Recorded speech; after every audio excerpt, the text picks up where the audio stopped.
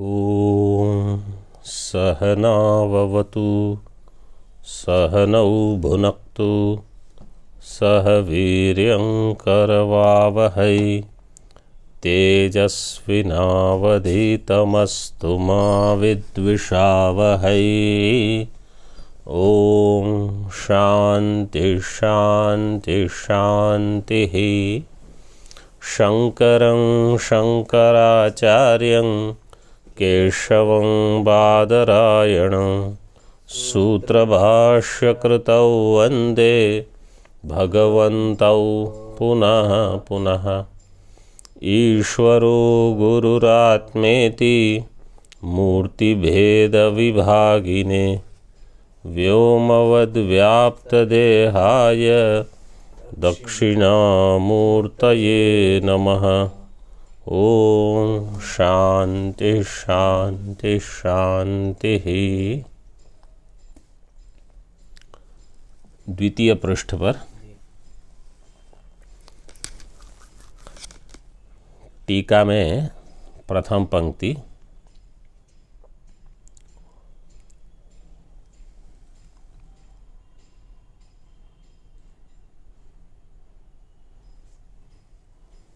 अथ शब्दो मंगलार्थः। अथ शब्द से भाष्यकार अपने भाष्य का मंगलाचरण कर रहे हैं। एक है वेद का शांति मंत्र, वेद के शांति मंत्र से एक मंगलाचरण हो गया। और अब भाष्यकार आनंद गिरि जी महाराज ने श्लोक से मंगलाचरण कर दिया। आनंद गिरि जी के कल टीका में हमने श्लोक देखा, धर्माधर्मादि संसृष्टम इत्यादि।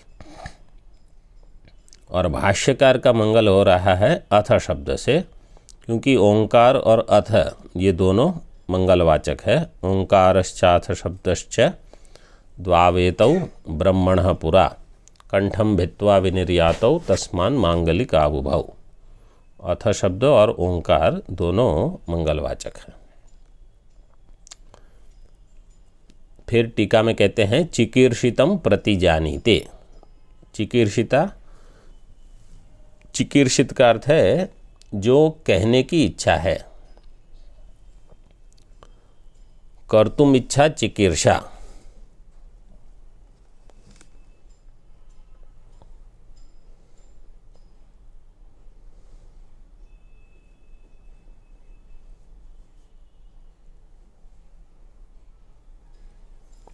कर्तुम इच्छा चिकीर्षा प्रतिजानीते, उसकी प्रतिज्ञा करते हैं। भाष्य में देखो, अथ काठकोपनिषद वल्लीनाम सुखार्थ प्रबोधनार्थम अल्पग्रंथावृत्तिरारभ्यते। काठकोपनिषद वल्लीनाम, कठोपनिषद की जो वल्लियाँ हैं उसका सुखार्थ प्रबोधनार्थम, सुख से उसके अर्थ का प्रबोधन, प्रबोधन अर्थ है ज्ञान। सुखार्थ प्रबोधनार्थम अल्पग्रंथावृत्ति ही। अल्पग्रंथावृत्ति का अर्थ है कि यह व्याख्या अल्प रूप से करते हैं। आरभ्यते, वृत्ति का अर्थ है व्याख्यानम।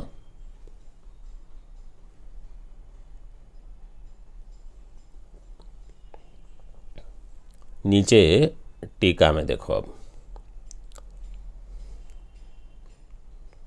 ननु उपनिषदो वृत्तिर नारब्धव्या। मिला ना आपको?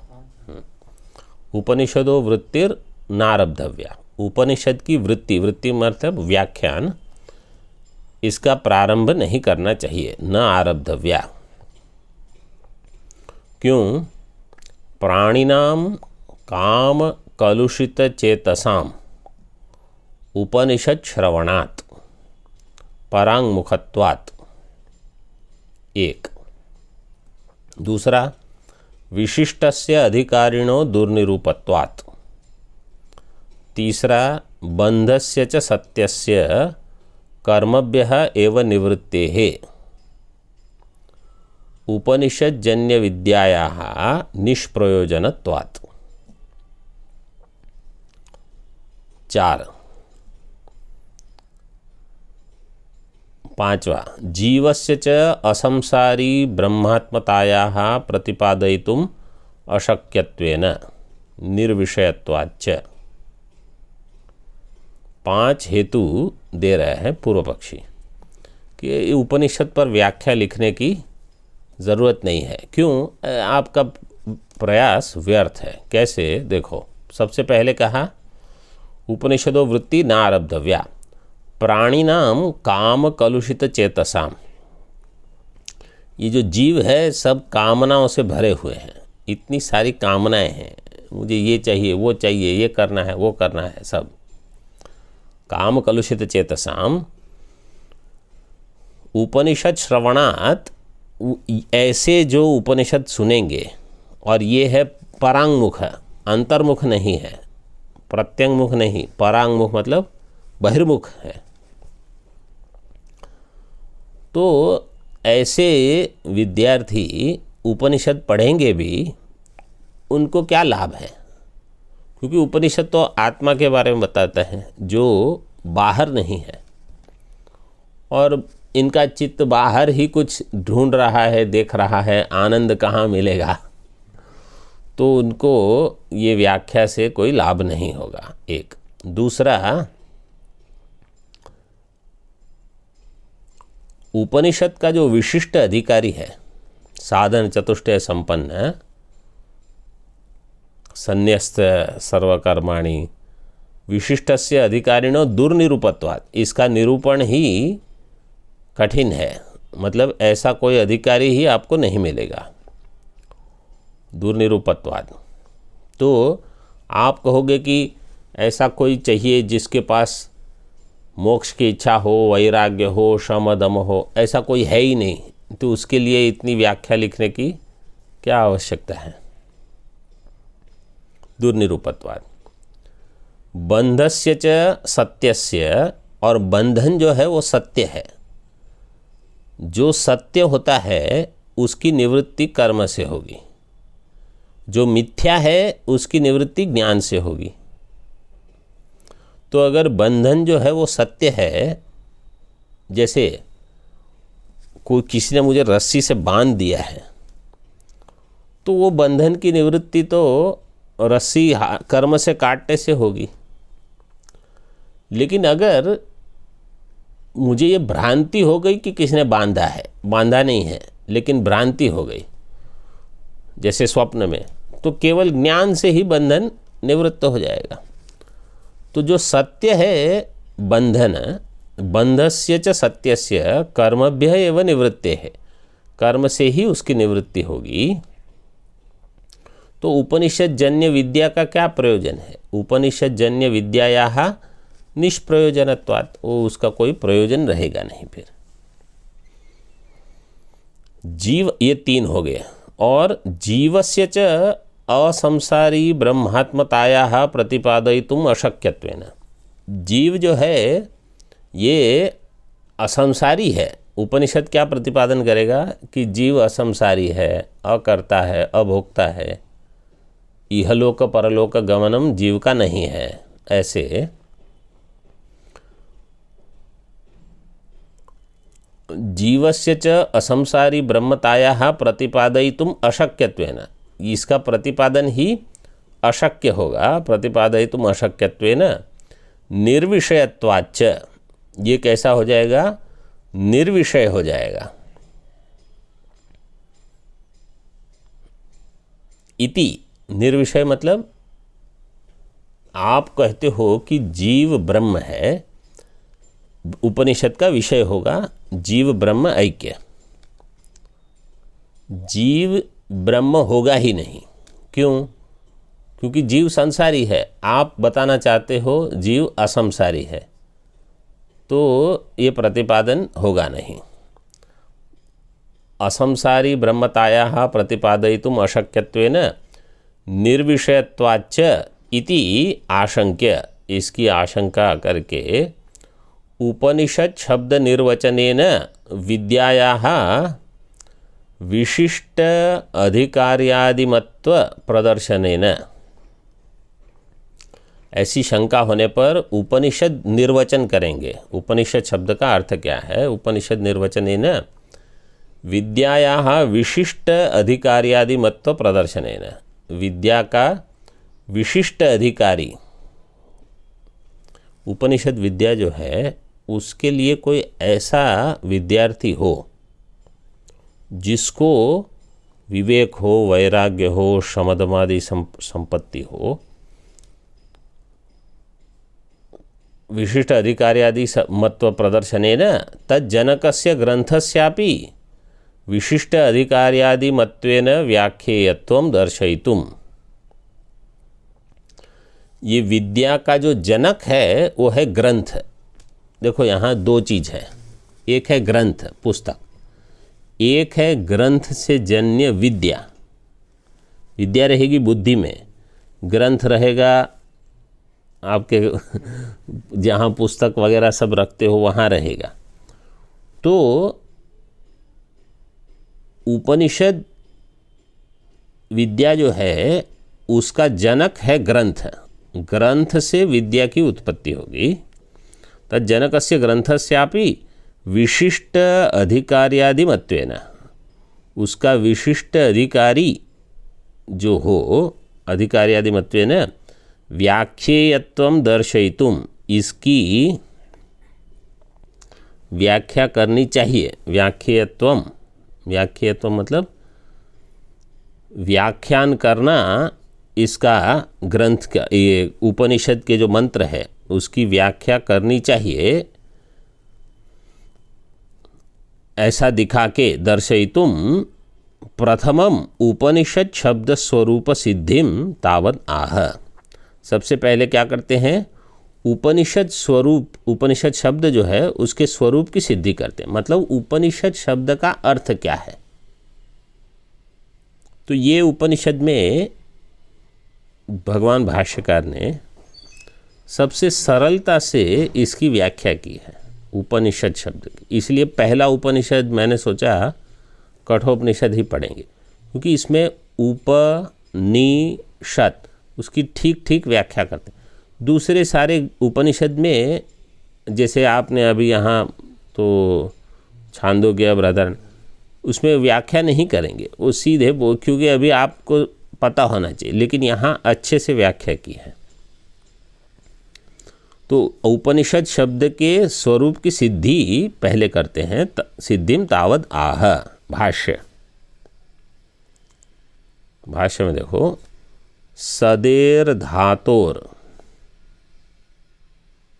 विशरण गत्यवसादनार्थस्योपनिपूर्वस्य क्विप प्रत्यांतस्य रूपम उपनिषद इति। सदेहे धातो हो, सद जो धातु है, सदेह धातु, सद धातु है, उसके तीन अर्थ हैं। विशरण देखो दिए हैं, विशरण, गति और अवसादन। विशरण गत्यवसादनार्थस्य, तो तीन अर्थ हो गए। ऐसे तीन अर्थ वाली सद धातु, सदेह धातु हो विशरण गत्यवसादनार्थस्य क्विप प्रत्यांतस्य, उसमें क्विप प्रत्यय लगेगा।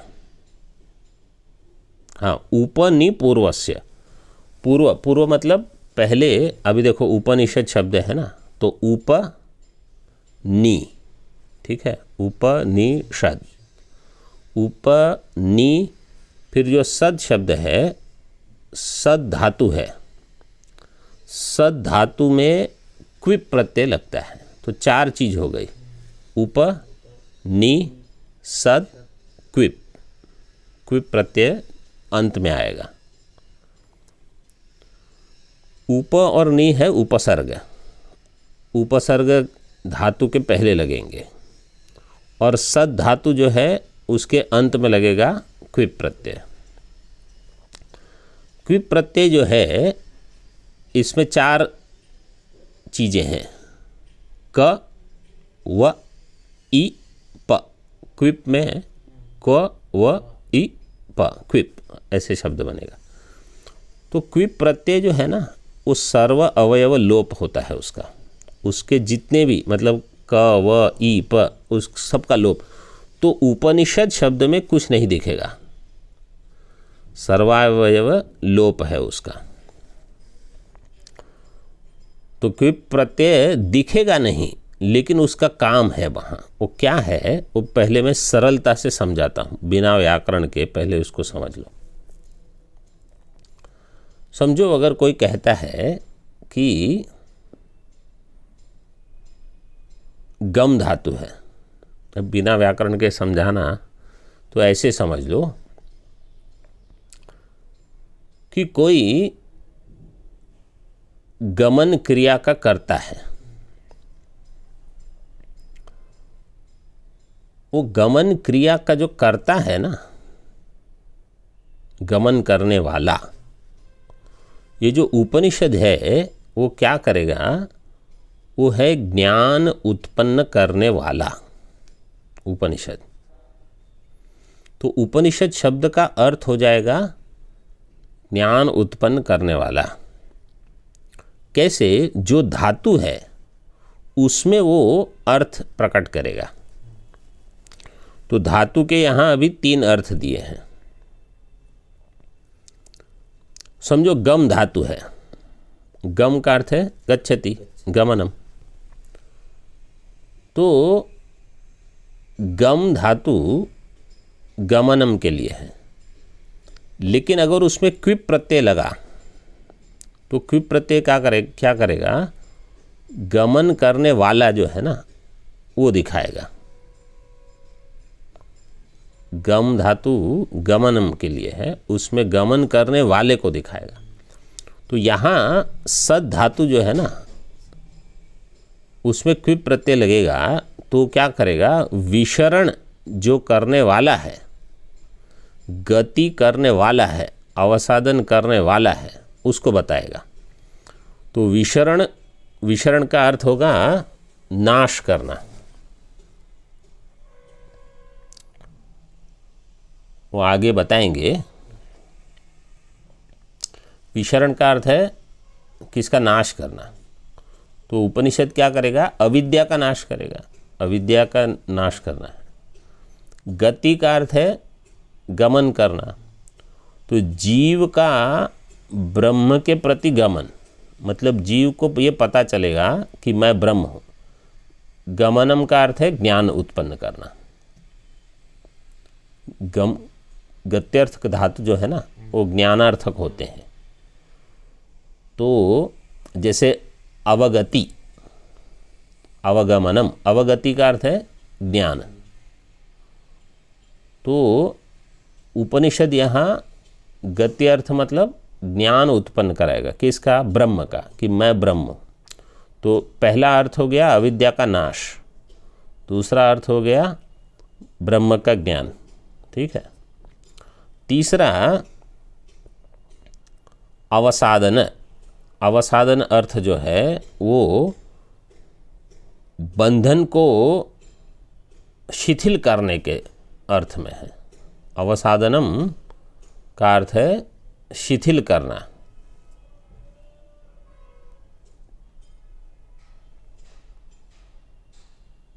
वो भी यहाँ भाष्य में देंगे, ठीक है। तो 3 अर्थ में वो उपनिषद धातु का प्रयोग है।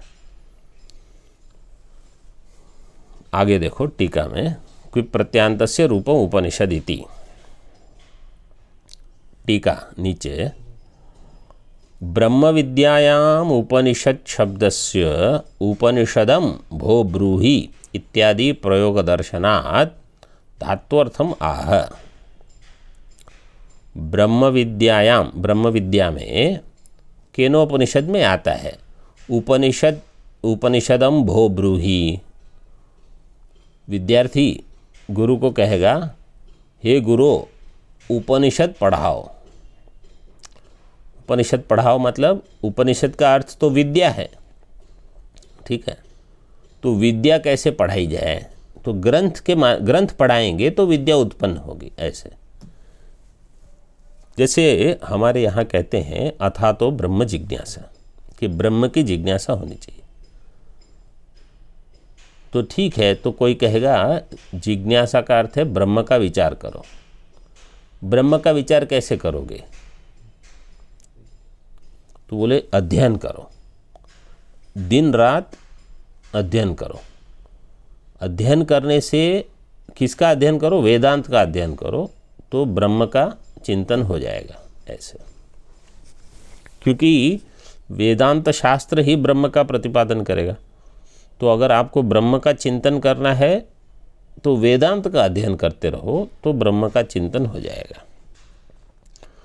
तो यहाँ उपनिषदम भो ब्रूहि, इसके द्वारा उपनिषद शब्द का जो प्रयोग हुआ उसमें धातु अर्थ बताते हैं। धातु अर्थम आह उपनिषद शब्देन, भाष्य में उपनिषद शब्देन च व्याचिख्यासित ग्रंथ प्रतिपाद्य वेद्य वस्तु विषया विद्योच्यते।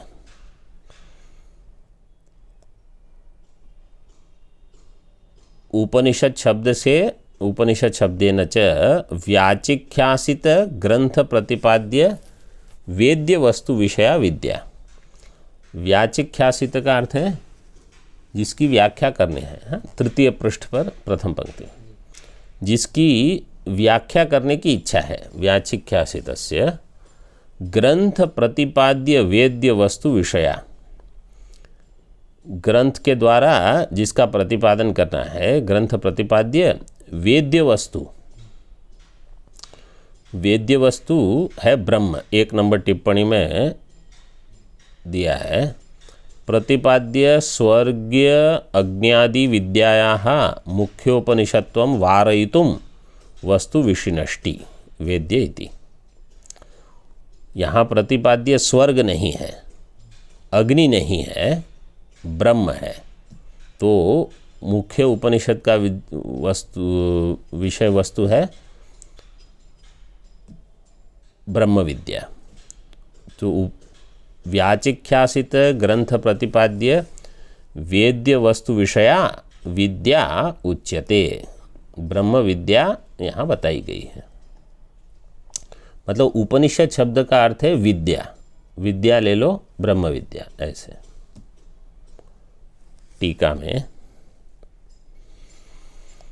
क्लुप्तावयव शक्त्यैव प्रयोग संभवे समुदाय शक्तिरुपनिषद शब्दस्य न कल्पनीया इत्याह।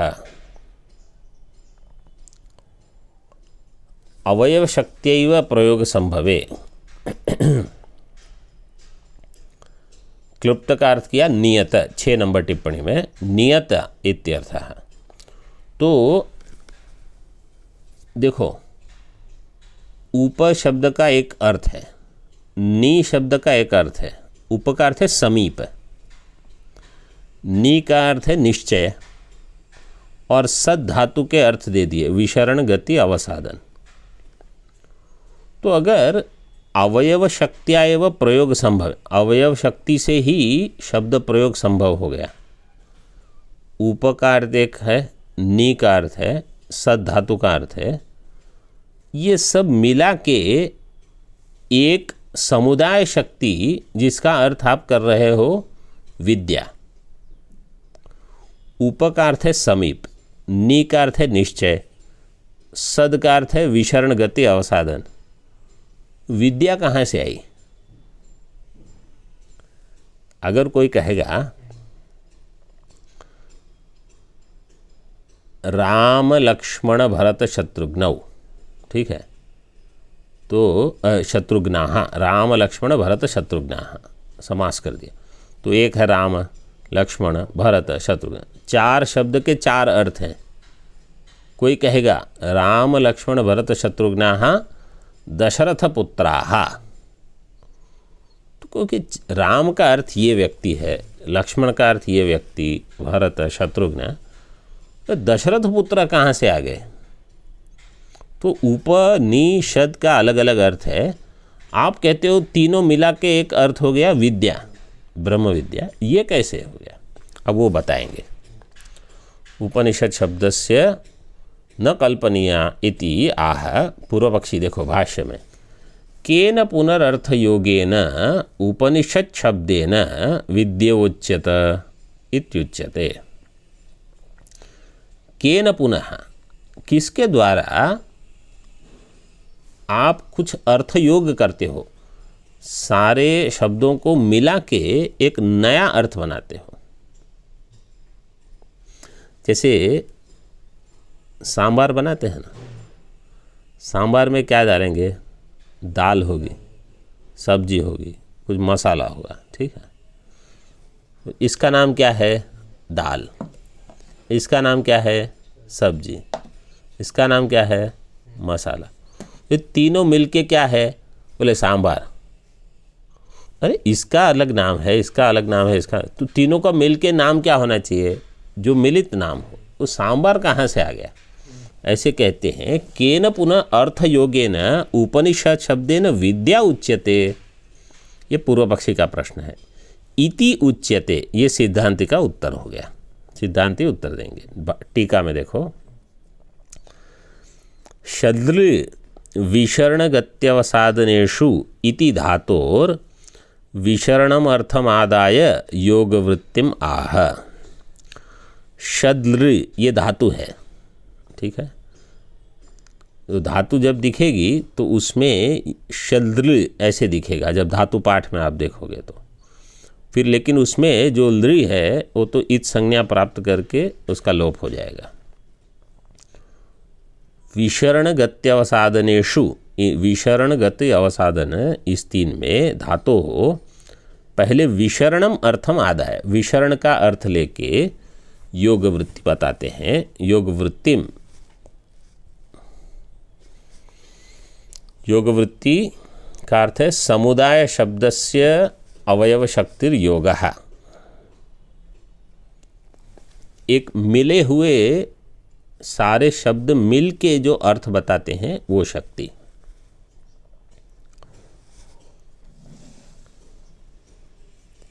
योग वृत्तिम आह उच्यते।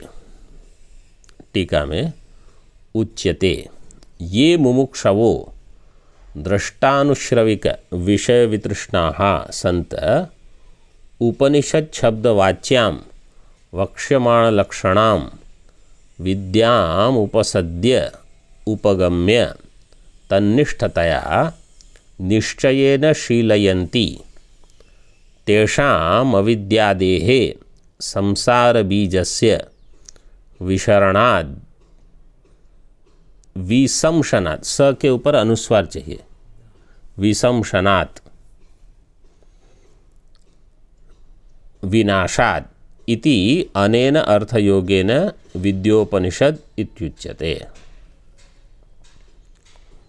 ये मुमुक्षवः, जो मुमुक्षु है, इसका खाली साधारण अर्थ कर लेते हैं, बाकी शब्द का अर्थ तो अगले कल पाठ में होगा। जो मुमुक्षु है, जिनको वैराग्य है और वो क्या करते हैं, विद्याम उपसद्य उपगम्य, विद्या को जाते हैं। देखो, विद्या कोई व्यक्ति तो है नहीं, विद्या के पास जाना मतलब विद्या वाले गुरु के पास जाना। उपनिषद शब्द का अर्थ क्या होगा, विद्या वाले गुरु के पास जाओ, एक। दूसरा, तन्निष्ठतया निश्चयेन शीलयन्ति, कि भाई ये तो मुझे प्राप्त करना ही है, मैं पढ़ूंगा, मुझे अध्ययन करना है, वो चाहे जो भी हो। उनके जो संसार का बीज है अविद्या, उसका नाश, विशरण करना, ये है उपनिषद शब्द का अर्थ।